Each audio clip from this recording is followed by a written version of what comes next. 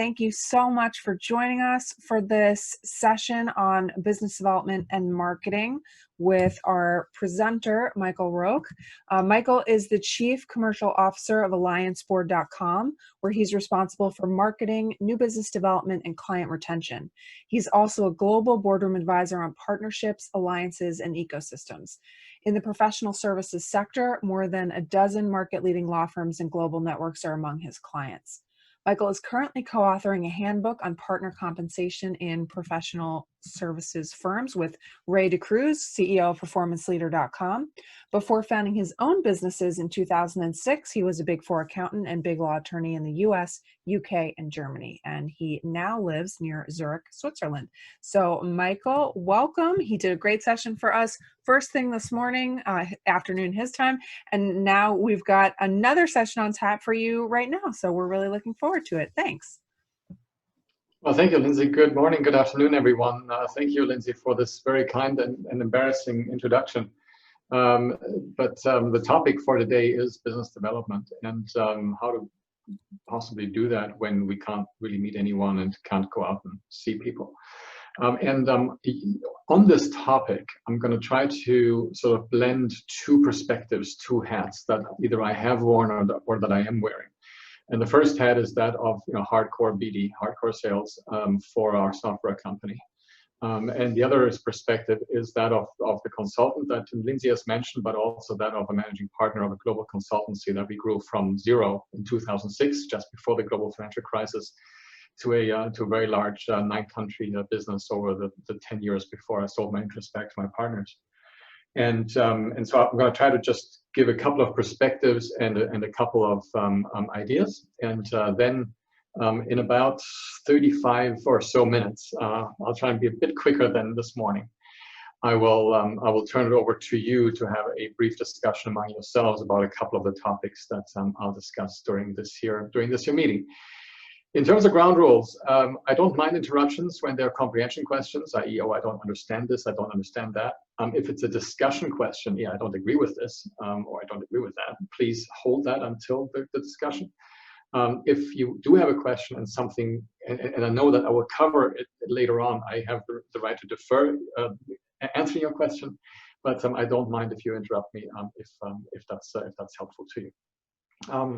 We will go for the full 75 minutes. If you have to go early, that's no problem. But we will need the time, and you will need the time when you discuss that. Is that all right? I'm going to share my screen, and then Lindsay, hopefully you could tell me that everybody can see this, or you can see it at least. I'm assuming that everybody else can see it. I've got a thumbs up, which is fantastic. So we will start with a short overview of what we might discuss. So the topic is business development in a virtual world. V and W for German natives is one of the most difficult things to get separately right. But why is that interesting? Why is that important? Well, we know, and Tiffany Bova, for example, of Salesforce, tells us that 2020 is the year of the existing client, of the existing customer. But we've now worked with all of our existing clients for this year since February.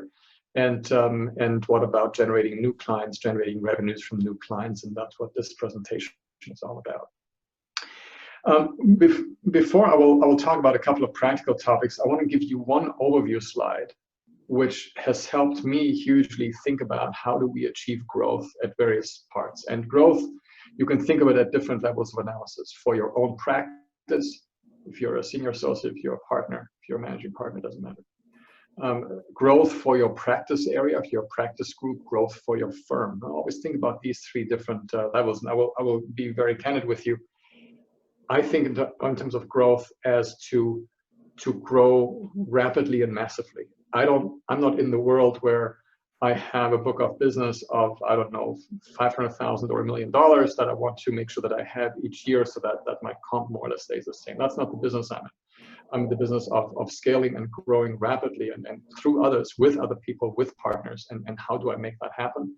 Hard enough to do in pre-February this year, somewhat hard or somewhat easier, as we'll talk about in this here remote world. So with that, as you think about your individual practices the practices of your practice area or your firm, think about how you could achieve growth. You could achieve growth, from your core business. It always starts with what you're currently doing. We start with geographically, right? Could we expand into other regions? Could we look at different stages of the value chain? So, for example, if you're doing insurance claims defense work, for example, could you do more insurance work on the advisory side, further up on the value chain? Could we incorporate some ancillary businesses into our own legal services in order to achieve more revenues for ourselves from our clients? Could we enter new businesses, new products, new services? Could we disrupt our own services? Classic example, the Australian firm, venture capital firm that has said, well, we're going to put all of our VC templates online. And then when people have questions about them, then they will contact us and then we will start charging. Huge disruptor, because a big part of the business was doing what? Guess what? Creating investor term sheets, but that, they've taken a different approach to that. Possibly doing stuff with others. Can we create an offering for our core clientele, for our target audience, with partners, with an accounting firm, with a wealth manager, whoever, so that we have a really nice offering for that particular client. We can think about completely new services, right? New services. We can productize some of our services, not to say commoditization. That actually you can actually make money with service products. But the key there is, what is the obvious adjacency? Meaning, what is the product or what's the service which is closest to what we're currently doing, so we can extend doing that for our clients. Now, we're not going to talk much about any of these things. We are going to talk about a couple of things around segments, about increasing market share and possibly an underdeveloped segment. We can probably talk about segmenting our existing segments in a bit more granular way. We could talk about entering entirely new segments. So you can say, okay, what's a new segment? Well, looking at a client base which is completely different from the one I'm currently serving. We can talk about channels too. We will talk a bit about channels, and by channels I mean your revenue channels. So referrals or referral sources. Or ways to look at digital channels, direct outreach, or referral partners. The stuff that's in green is something that we'll touch on. The stuff that's in black, we're not going to touch on, simply because we only have a couple of half hour or so to talk about this. But as you use this chart as a way to think about your practice at your individual level and your practice groups, clients, and your firm's clients, about where and how you can achieve growth. Now, for this discussion, we're going to start talking about existing clients. I know, this session is supposed to be about new revenues, new clients, but as I'll explain, it all starts with my existing client base. And anybody who says it doesn't know what they're talking about. Everything starts with your existing clientele, unless you're a startup, which none of you are. It always starts with your existing clientele and your existing client personas. We then extend things out to the next sort of sphere of influence, our referral partners, the people that refer work to us. How do we engage with them?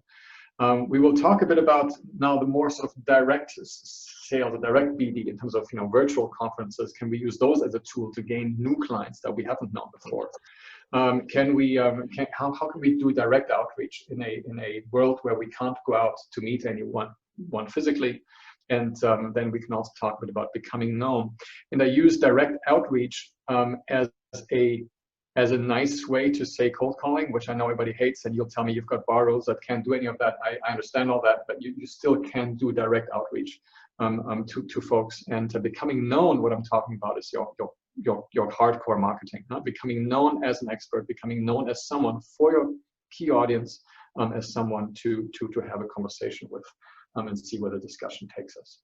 Why is that important? Because there is an inverse relationship between effort and probability of return. Right? Developing your existing clients for more revenue always is going to take less effort and will have a higher probability of return on time and effort than going to have a new conversation with a new target audience, right? And the probability of return is going to be lower too. So why this is important is your time as professionals is limited. You have an opportunity cost. Every time you can spend time on business development, or you can spend time on charging clients, an hourly rate.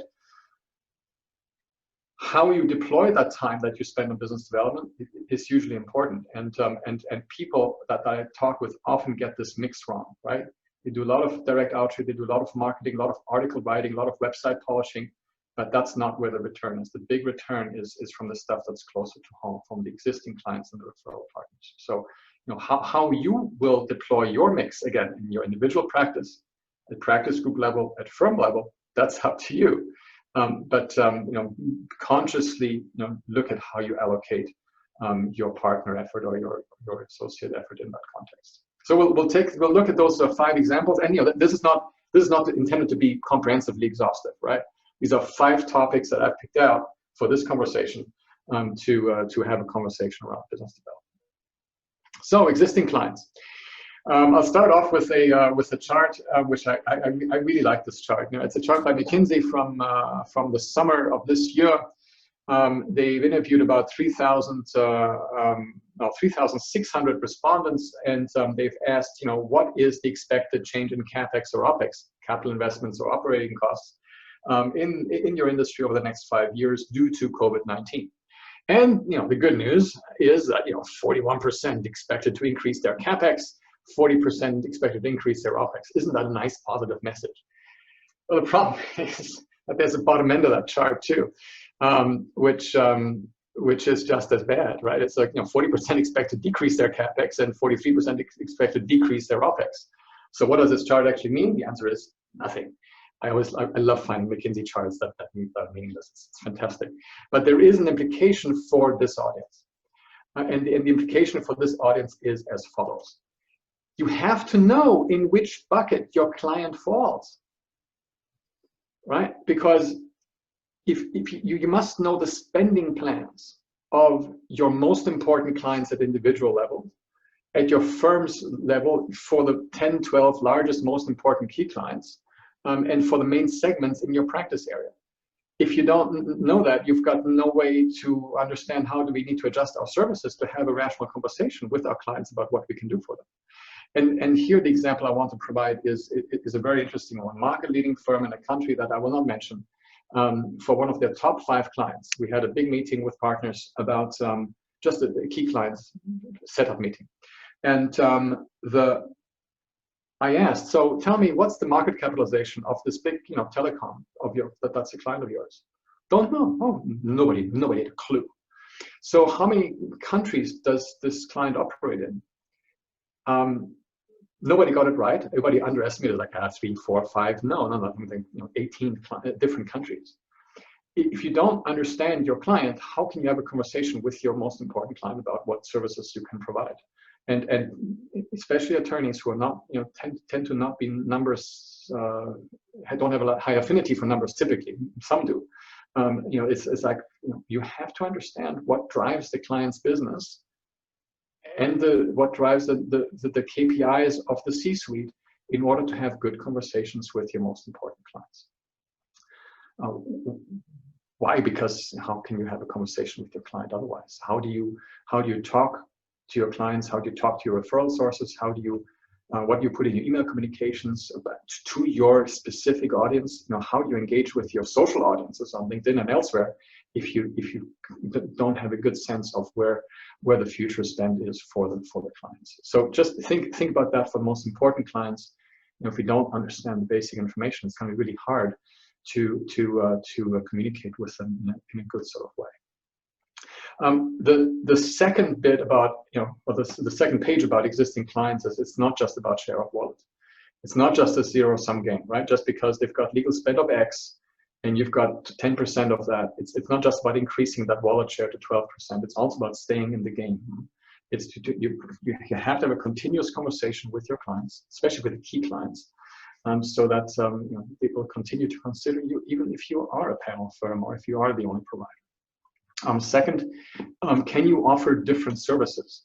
And when I say you here, I don't mean just you as an individual, because your ability, unless you're a hugely generalist, your ability to provide services is going to be quite limited. But other attorneys in your firm, other specialists, ILN member firms, partners, in ILN member firms, together with other partner organizations, with accountants, with wealth managers, building inspectors, whatever practice area you're in, what can you offer on top of what you're currently offering to existing clients to increase the revenues that you're going to be gaining from those clients?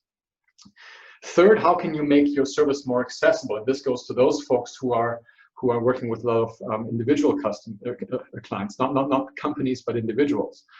They're also from McKinsey. This is actually a good chart, and it's actually a good study. You should go look it up.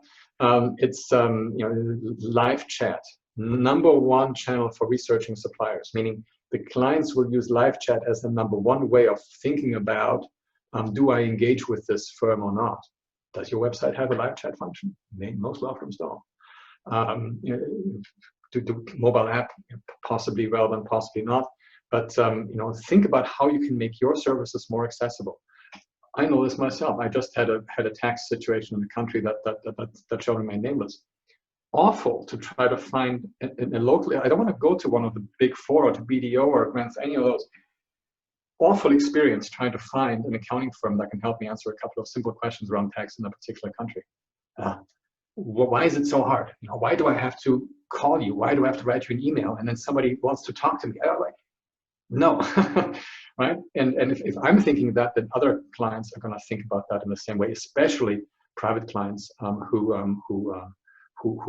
not used to engaging firms left, right, and center. The second to last question is, can you service other parts of your client's business? And this goes back to my earlier telecom example. If you're serving the HQ, are there subsidiaries that you're not serving? If you're serving a subsidiary, are there other subsidiaries you're not serving? Can you serve HQ? Can you serve non-affiliated, non-consolidated affiliates, minority investments? Do they have joint ventures? Are they working in other countries? Always look for other places where you can serve your clients also geographically. And then last, and this is very different from the other thoughts, which is I've mentioned at the outset that your BD time is very valuable. So I don't know what your hourly rates are. It's anywhere going to be from between 200 and 800 an hour. I don't know. But that's expensive time that you're devoting to BD. And one of the worst things you can do is devote BD time or devote time to clients who are unprofitable, so that it's missing from BD time. What do I mean? Every law firm can calculate how much revenue per year a client needs to make in order to break even, in order to just be barely profitable. Now you're going to tell me, yes, our accountants try to do it and they can't, and it's wrong. It's all guff. It's all guff. Yes, it can be calculated. Trust your CFO to do it. Follow whatever methodology your CFO uses, and then take a decision with respect to that block of clients that's not profitable. You're not going to write them a letter to say, look, we're no longer going to serve you because you're unprofitable. What you can do is you can just raise the pricing. Whatever change in circumstance, our new hourly rate is going to be X. We look forward to continuing services with you. If they don't want to do that, then that's fine. They will go someplace else. But look at that bottom end, that huge tail of clients, which is not profitable in many firms, and find a way to either raise the pricing so they become profitable, or if you can, stop serving them. Why? Because that will take time away from going after the clients that you want and that you deserve. And 9 times out of 10, they tend to be profitable clients. Now, that's about existing clients. It all starts with the existing clients. I'll come back to that a couple of times, but including on the next discussion, which is referral partners. Now, clients are the people that I'm already serving. Referral partners, or referrers, as the English say, is folks that provide work to us. Not just one-off, but who provide work to us on a continuous basis. Often an overlooked source of new revenue. These are, depending on what practice area you're in, these are the other professionals in your sphere. For might be real estate agents if you're a real estate attorney. If you're a private client, it's financial advisors, it's accountants. Those folks are the ones that this section is about. And I guess quiz question: who is the best referral partner? It's your existing client. Your existing clients are your best referral partners. Why? Because if you do a good job with them, they will advocate for you. So a couple of stats which I thought were interesting: 92% of clients trust referrals from people they know. When referred to by other clients, people have a 37% higher retention rate. Think about that. Retention is important because it costs money to acquire new clients, right? B2B companies with referrals experience a 70% higher conversion rate. Think about that for a second. 70% higher conversion rate to go from lead to close. Huge number. 84% of B2B decision makers start the buying process with a referral. And I don't believe this last stat, but it's got to be much higher than the 16%, but referred clients' lifetime value is 16% higher than that of non-referred clients. I don't care if it's 16% or 30%. Client lifetime value is what you're after, right? What revenue can I make from this client over the time that this client is a client? That's client lifetime value. We always look at client lifetime value. In professional services, in the law, in software, it doesn't matter. It's all about client lifetime value. It's actually the only client metric that I really care about besides client profitability. Second question on referral partners is what are you willing to invest? Now, I've talked about existing clients and key clients just a little bit. Big referral relationships, institutional referral relationships are as time intensive as a key client. So manage them the same way. Make a plan, have semi-annual reviews with your referral partners about how you can help each other. It's always a two-way street, right? But manage them like you manage your most important clients. It will pay off. Ask your partners who are doing a lot of work with other ILN member firms. Ask any second tier, third tier law firm that relies on international law firm relationships. Managing big referral relationships is as time intensive, but is always worth the investment. Third, not all money is good money. I already mentioned at the client bit, the existing client bit, right? Your unprofitable client is not really good money. Same is true with referral sources. Know yourself, you know your firm, you know your target clientele, the customers you want to serve, the clients you want to serve. Your gut will tell you if a referral partner is the right fit. So work with the folks that you think, not that you can gel with, but think about your client and can our clients gel with this referral partner? Very important. I've seen a lot of time wasted in referral relationships where just we might get along, but I know this client will, these clients will never get along with you.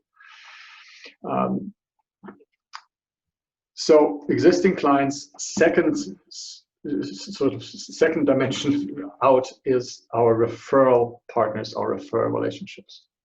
Now, let's get into some new clients. We don't have an existing relationship with anyone. It's just we want to get new clients. How do we do that? I'm going to talk about three ways. One is virtual conferences, like this one. Why? Because virtual conferences are where your clients are. So go to conferences or events where your clients are or where your ideal client is. I'll talk about client personas at the tail end. Right? You've got clients and you've got ideal clients, and ideally they match up. But your ideal clients you can translate into a persona, and that's what I'm talking about here.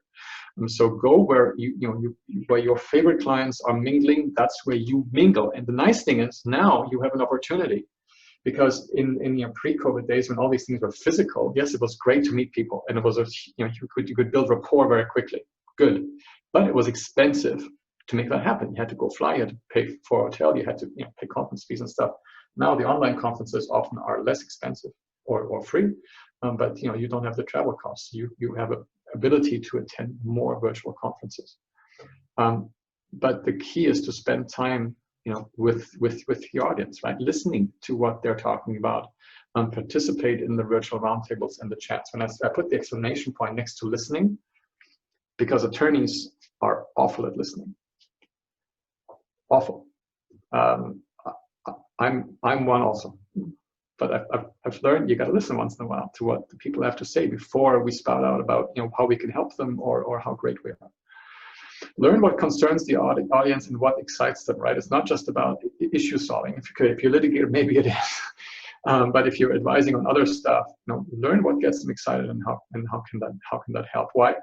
Because understanding what your clients are talking about or what your client people are talking about, the people who look like your clients are talking about, will help you get better information about how you can talk to them.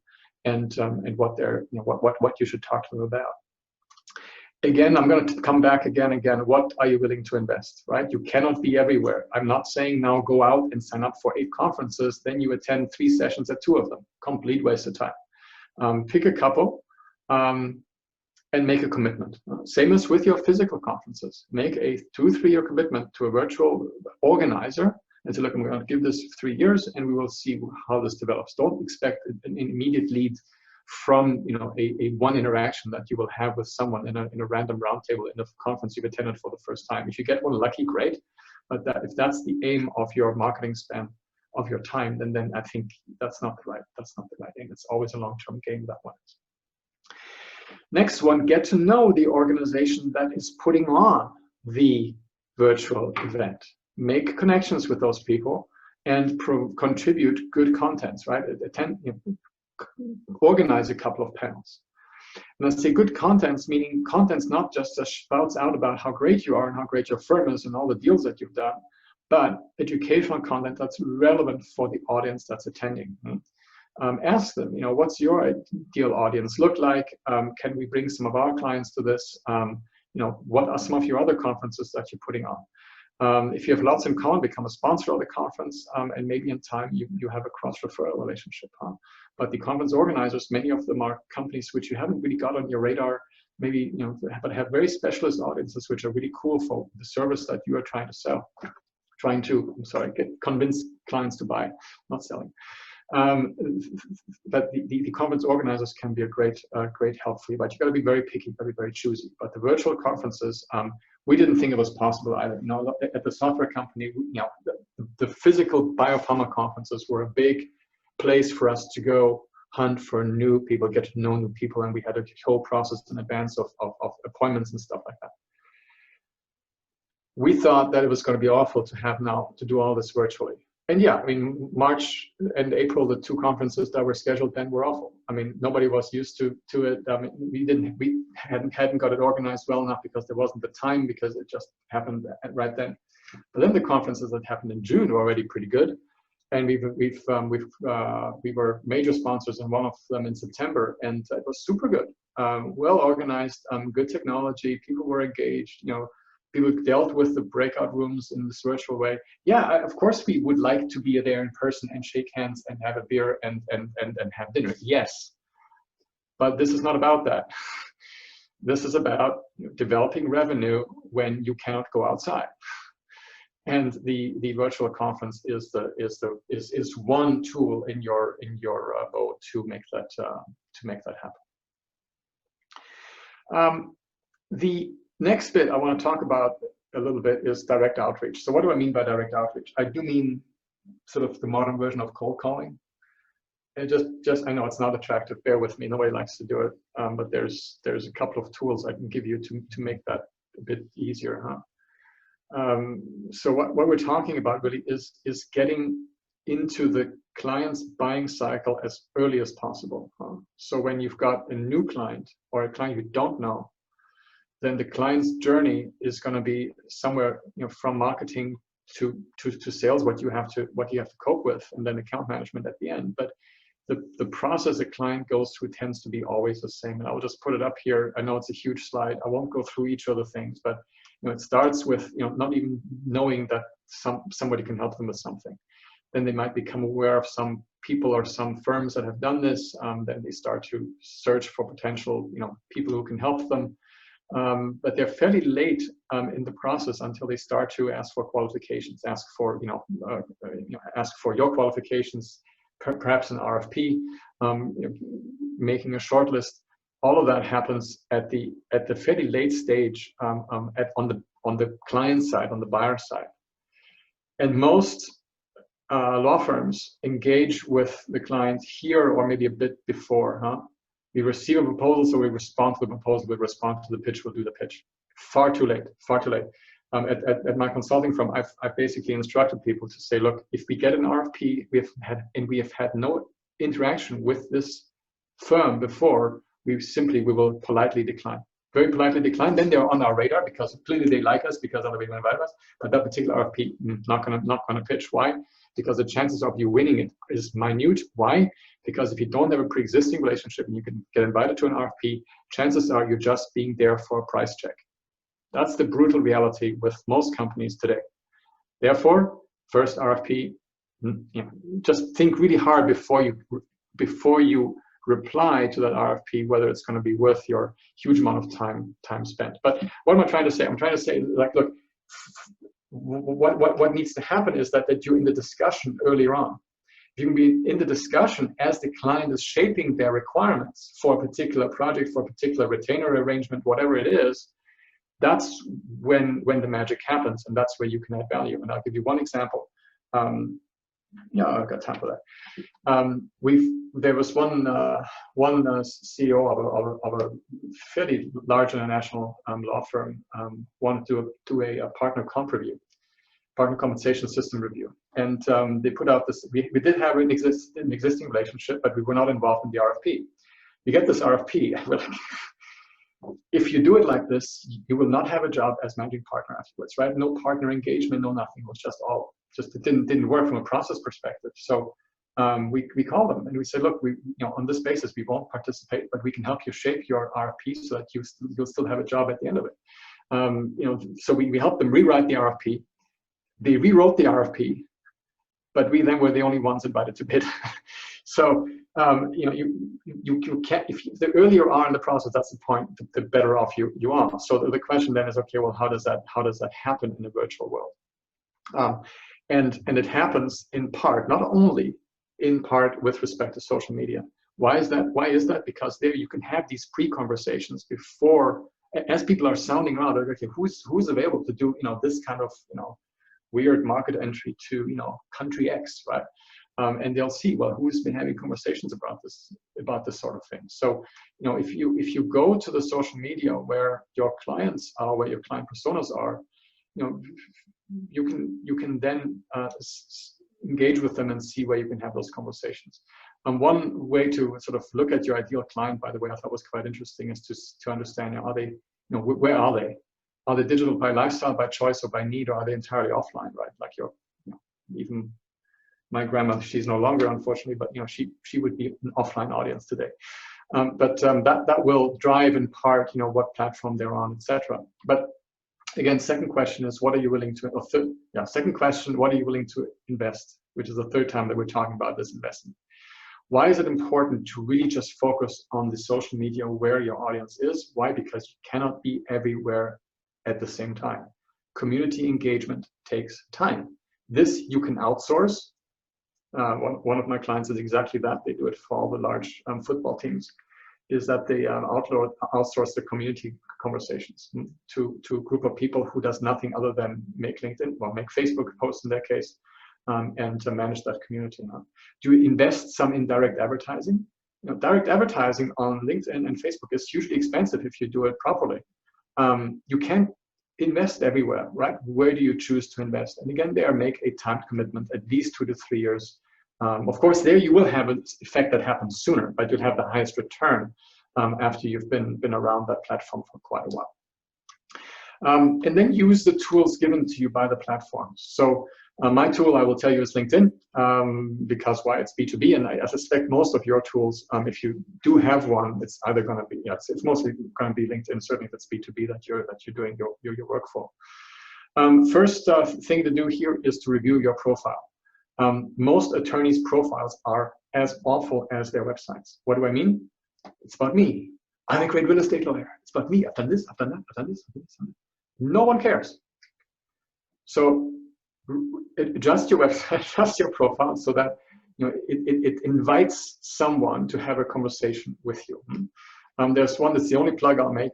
There's Melanie Goodman, who is actually a former attorney and financial advisor who helps attorneys sort of optimize not just their LinkedIn profile, but the LinkedIn process. So if you're interested in that, please get in touch with her. The link is right here on the slides, in which you will have after this meeting. But the game is quite simple in terms of direct outreach, right? Your existing clients, people again, going back to the existing sphere of influence, make sure that they are first connections. Why? Because then you can see their second connections.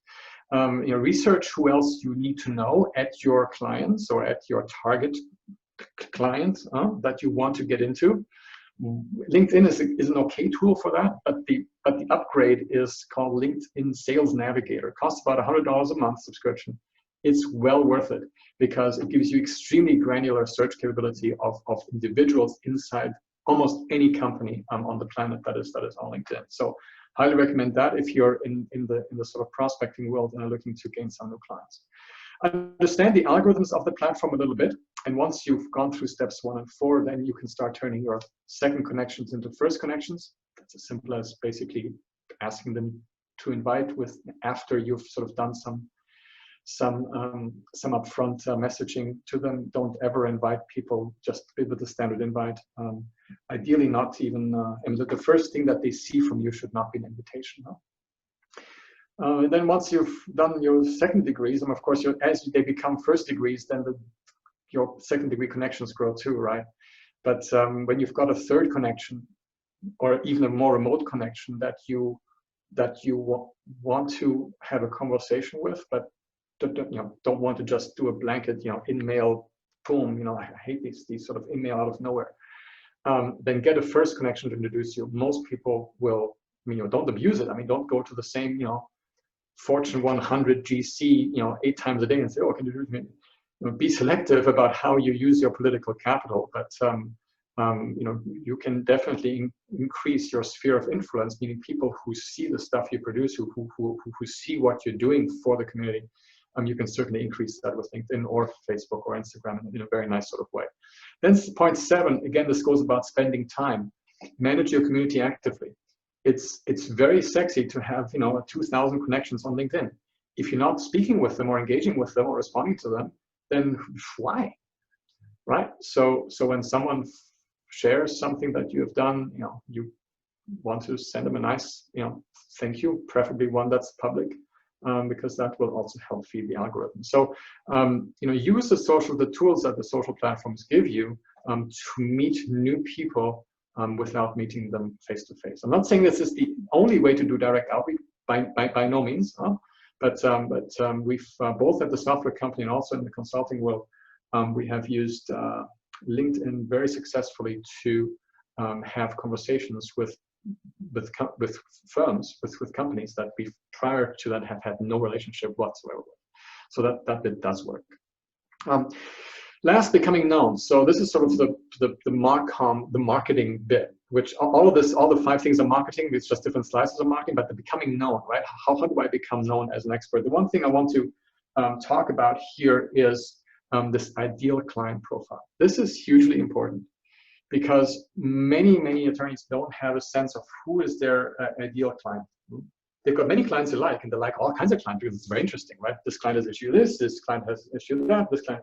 It's all great, but to do a structured business development process where you invest resources, time and money, you gotta have ideal client profiles. Who do you really want to work with? And the best way I know how to do this is to look at a couple of your existing clients, who are your favorite clients you love working with, and who are preferably reasonably profitable for the firm. And you say, okay, well, what's the common elements of these 3 people, of these 3 clients, or these 3 companies? What's in common for them? And you seek out that ideal client profile in everything that you do, in your communications, in your website, in your social media communications, whatever it is. Now, you've got many methodologies for how you define your ideal client profile. My sort of step of 5 here is just sort of how I do it in a very non-sophisticated sort of way, but it's the biography, professional, personal lifestyle. Are they married? Are they urbanites? Are they suburbanites? Are they country people? It actually matters how you speak with people. Right? What are their needs? What are their wants? What are their skills? What skills might they not have? And now the last 2 are important. What are their ambitions? What do they want to achieve in life? What are their main frustrations in life and with their jobs? And 5, very important, what are their reference points? Who do they listen to? What brands do they respect? That's important because you want to tie into those affinities that ideal client profile has. And I'd almost say do this before you do any of these other bits, these other 3 bits in the middle, huh? Don't do this last. Do this as now. Then the question I always get when I talk about client personas is how many do I have to have? And it's like, well, you don't have 1, right? But the key here is to limit the number of client personas who you're looking to have a conversation with. If it's at the individual level, 2 or 3. You can't possibly communicate to 10 different audiences. Well, if you can, and you're Superman, then please write to me, and I want to pick your brain, because then you will have figured something out that I haven't. 2 or 3, right? We've got 24 hours in a day, and we've got a busy practice, so 2 or 3 at the most. Start with 1. Practice group, maybe a few more, firm, maybe a few more, depending on the size and reach. But keep your client personas, as few as needed, but as many as needed, but as few as possible, I should say. But keep it small. I've once had a client who said, "Yeah, we're serving 35 client personas, and we've got 85 key clients." It's like, okay, they may be true in your world, but I don't. I've understood what you've told me, but I don't understand what you're telling me. Third, why is that important? And I'm going to emphasize again, you only have so much time. Business development, sales is a game of diligence and of the numbers, right? You've got a much better chance of hitting your numbers when you've got a reasonably well-defined client profile that you're looking to go after. You can say, look, I want to have 10 of these by the end of the year. Much easier way to track yourself to that target than if you say, I want to have 10 new clients next year. Identifying that client profile for yourself makes you can just see the progress much better. It keeps you more focused. It helps you how you talk about your services, because all of a sudden you're talking specifically to one audience, not to the world at large, right? Look at the average law firm website, right? They're trying to address everybody who possibly will click on their website. No, right? Look at who your core audience is and speak to that audience. The same is true with social, with your virtual conferences. Same here. And important, you will have a higher return on your time investment. And that means more new clients, and also more importantly, higher revenues per client, right?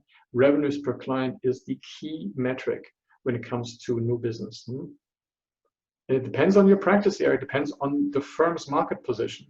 But one client that pays us $10,000 a year is worth a lot more than 100 clients paying us $100 a year.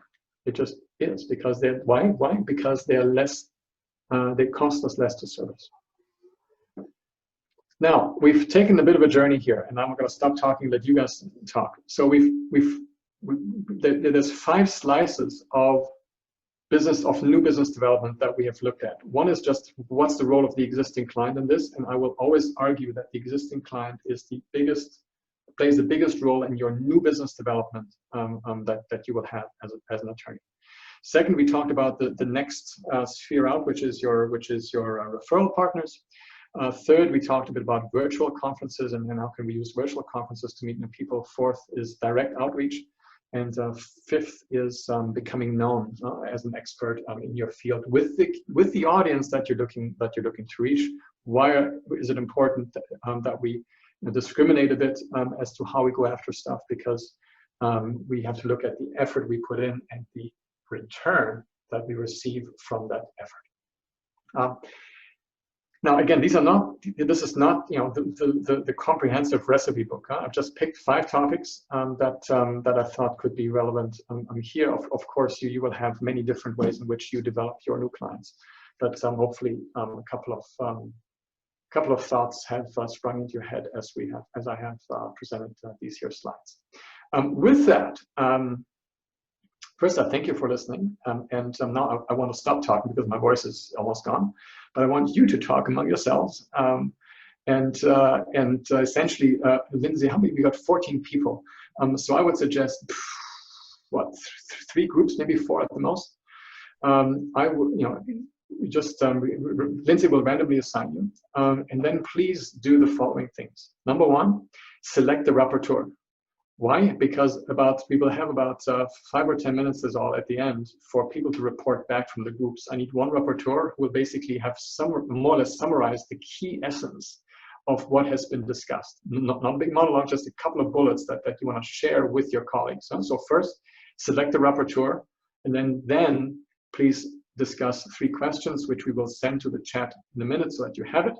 1, who is your single most important referral source for your own practice? Not just talk about what makes a good referral source. Second, what virtual conferences have been successful to you? If you haven't attended any, fine too, but just reflect that a little bit. And then third, what's your single best lesson learned in relation to social media and business development? Those three questions, 10 minutes, more or less. Maybe we might be able to give a bit more, but try to do it in 10. With that, let me just see. There's a couple of people in chat. Yes. Okay, two have to go. Okay, so no questions. That's great. Thank you. No difficulty with that. And Lindsay, I'll let you assign the folks into their breakout rooms. Okay, so we are here. Let me just. But please just continue your conversations that you've had, and we will. I will be silent and add stuff as I need to. We were just doing introductions here and figuring out when we were going to leave the breakout session, so we didn't get too far. So do we want to deal with the first question? I think I didn't exactly write them down, but I think the first one is. The first one was, who is the most important referral source for each of you? And I'm just happy to just moderate it. So from your own practice, who is the most important referral source for you? Who wants to start? Well, I can start. I mean, I don't know that I have a single one important referral source. I think I have a category of referral sources which are important, right? Mm-hmm. So I do a lot of M&A work, and so my referral sources tend to be either investment bankers or wealth managers, mm-hmm. right? Because investment bankers get me into the process, at the beginning of the process when, for example, a seller doesn't have good counsel, suitable counsel, and wealth managements get me in when their clients are looking to buy or sell something, and conversely, I give a lot of referrals to both of them. Both when a client of mine needs a banker, or if they're selling the business, usually I make referrals to wealth managers so that they get ready to become, multimillionaires. More wealthy. And so it's a very symbiotic relationship where I get work from them, I give them a lot of work. I would say, as a category, those are my two most important categories. Sounds like that's working for you. And just to give a thought, within each of those categories, think about which entity. You don't have to disclose to us who that is, but just think about which is the most important in each of those two categories. Vladena, do you want to go next? Maybe I will wait for a bit. I'm just in my firm just for 1.5 years, and I'm still learning. Like, definitely clients are the best referral sources, but maybe I would be glad to wait for another opinions. Perfect. Well, welcome. Very, very, very good of you to join this year group. We've all, I think everybody on this call has been through that journey of just learning the ropes of the law. And then, seeing how can we, just begin serving clients and starting to manage those. So, congratulations for that. And it's everyone here hopefully will be a good mentor for you down the road as you work that through. Thank you. Which country are you, Vladena? Sorry, what did you say? Which country are you from? I'm from Czech Republic. Czech Republic, cool. All right, excellent, super. Thank you. Patrick, how about you? Yeah, great. So great. So just background, I'm a litigator, trial lawyer, so in the confrontation business.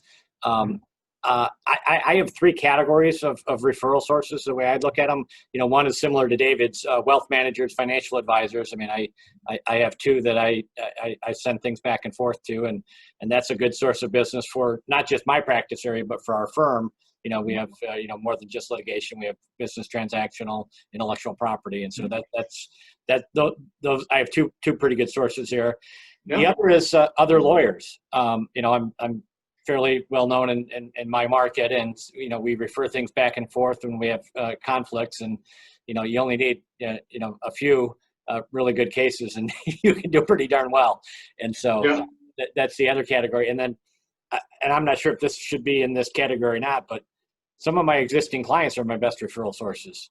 You know, they know other GC or they know other folks, and we get referrals there. So, you know, in terms of which is my best referral source, I probably got to say it's the existing client, to be honest. But, yeah.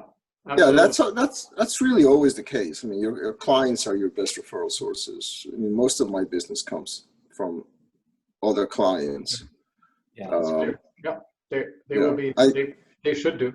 when I was It's- when I was a young even a young kind of a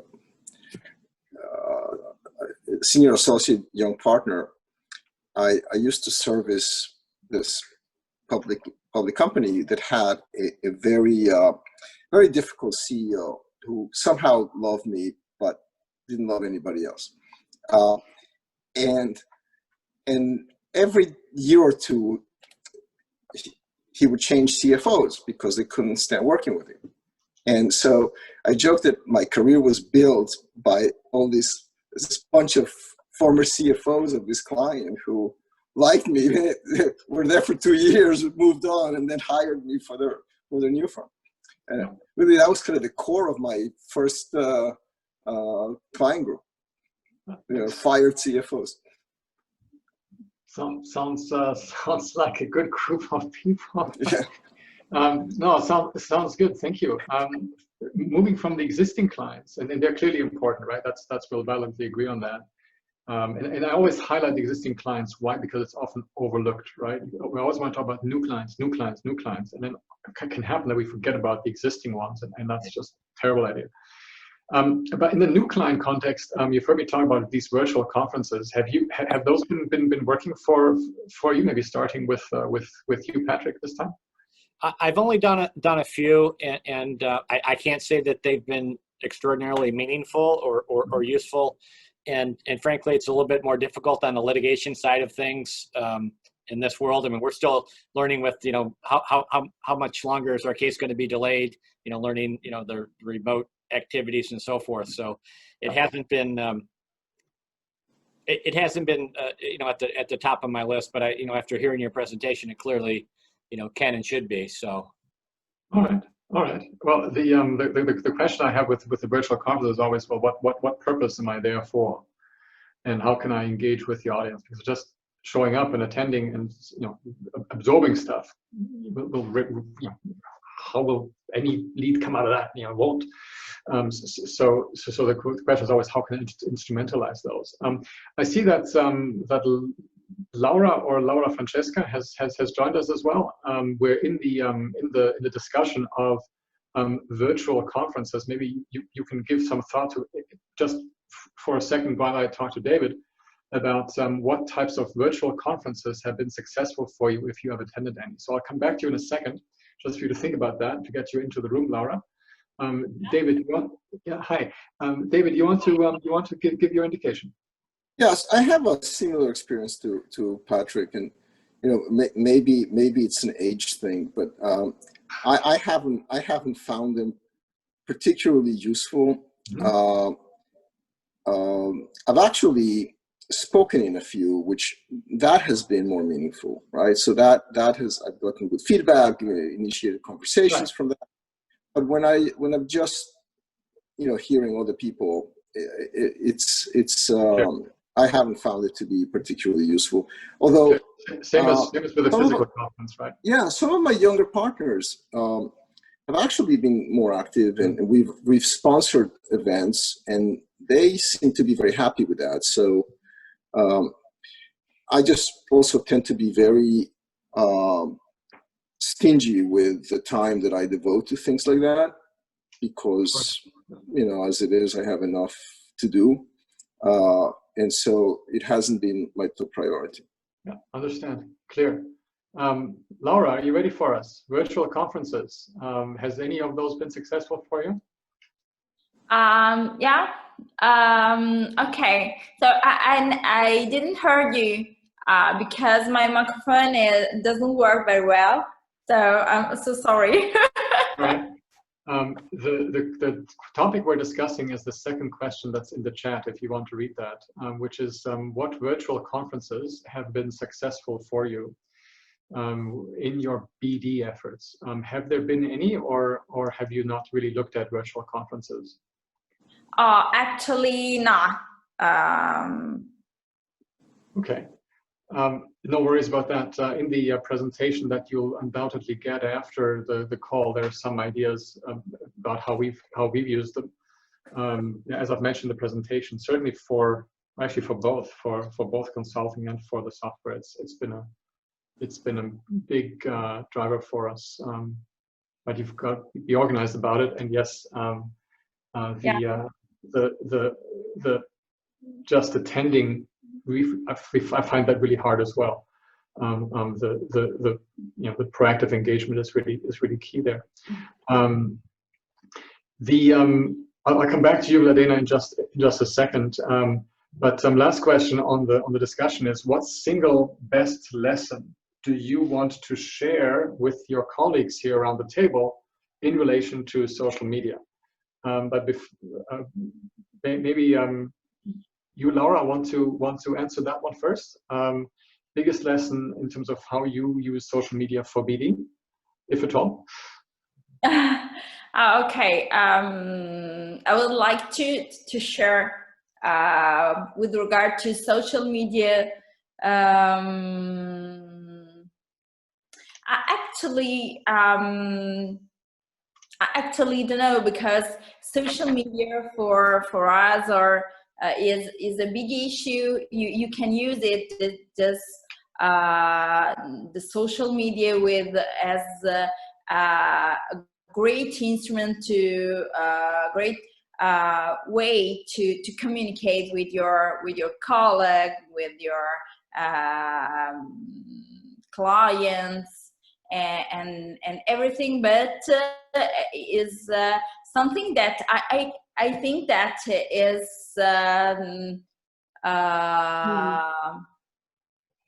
is something that we do not use in the very right way. Okay. Understand. How about you? How about you, David? Anything on social media that's sort of a big tip that you can give to Laura or to the others? Well, I don't know that I have some important lesson out of that, but I'll have two examples. One is I do use our CRM on occasion to keep. So I have my own kind of list of people that I mail stuff and send greetings on holidays and things like that, and they always result in something. People that I haven't been in touch with that get something from me from time to time, or a greeting, all of a sudden pop up and they need something. So having some kind of regular communication with a large number of people is always worthwhile. I don't do that enough, frankly, because you get busy and you don't do it as often. But when I do it, it's been helpful.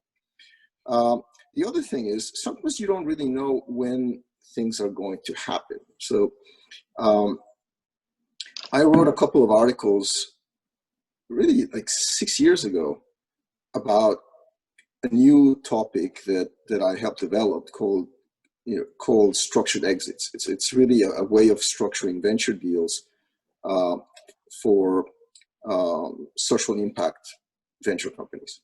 And then I nothing really happened for a while, and then all of a sudden, you get all these calls about the fact that people found you on the internet and they read your articles and they like them. And actually this year, I got hired to do a set of investment documents for a new venture fund, impact investing venture fund, that came to me purely from reputation as a result of some lectures and articles that I wrote 6 years ago. Right. Look, the articles and the communications is something that is that still works. to sort of have a broad, just to reach a broad audience, right? And I understand that you know, when you get busy, you don't do as much of it. Then when we get less busy, we do a bit more of it, right? And that works reasonably well when we're just looking to fill up our plates and that of our associates. Where what we found, both in consulting and in the software, is that if you're looking to just achieve, you know, substantial scale. I mean, for example, software this year for us is 3 times as large as it was last year. Revenue growth by 3. If you want to achieve those kinds of things, there's no alternative other than consistency. Right? There's no alternative other than the consistency of the comms, whether that's with the traditional marketing channels, emails, your regular comms, or on social. It's the consistency that makes the big difference. But I'm sure Ladena will have to say something about that in just a second to us. But Patrick, how about you on the social? Any sort of good tips you can give us? Yeah, well, you know, something hit me as that you said earlier about having, you know, continuous conversations with clients. Well, that's just one of the many ways you've got to do that is via social media, and that's what I principally use that for. And I think, you know, I don't use it as much as I should, you know, in the ways that some of the suggestions you had, but I at least do it in that way, and I think that you know, keeps you in the game, so to speak, by doing that. I don't do a lot of promoting of myself. I do more of the reactions to the folks that I know, and I think that seems to work. My firm also does, you know, a fair amount on social media posting, and I do my job to, you know, like it and share those comments, because I think that helps build our brand when we do that. And so those are really the 2 tips that I do, and frankly, those are very easy to do if you're not doing anything. Yeah. Very good. Thank you for that. 2 quick statistics. One on the LinkedIn algorithm. Own posts, much more valuable for the algorithm than sharing. And those are much more valuable than likes. Likes are just for the ego. I mean, it doesn't have any impact, right? Yeah. But the sharing has some, but the original posting, even just a copy paste of a post, that will have the biggest reach in terms of the secondary audience within the LinkedIn context. Just if you didn't know that, just a bit of how the current algorithm works, it might change. Is that true on the other social media as well, other than LinkedIn, or don't? Lindsay will know better than I do. I don't use the other ones because LinkedIn, my audience is on LinkedIn. So I don't know is the answer, but there are certainly experts there who know this inside out. Yeah, it changes depending on the social media, but yeah, for the most part, I think that's true. I know some of them favor likes and comments, but certainly on LinkedIn, yeah, the new post, which is why you'll see certain firms will have every one of their lawyers post the original article themselves rather than just resharing what another firm member has posted. Yeah, so that's the case there.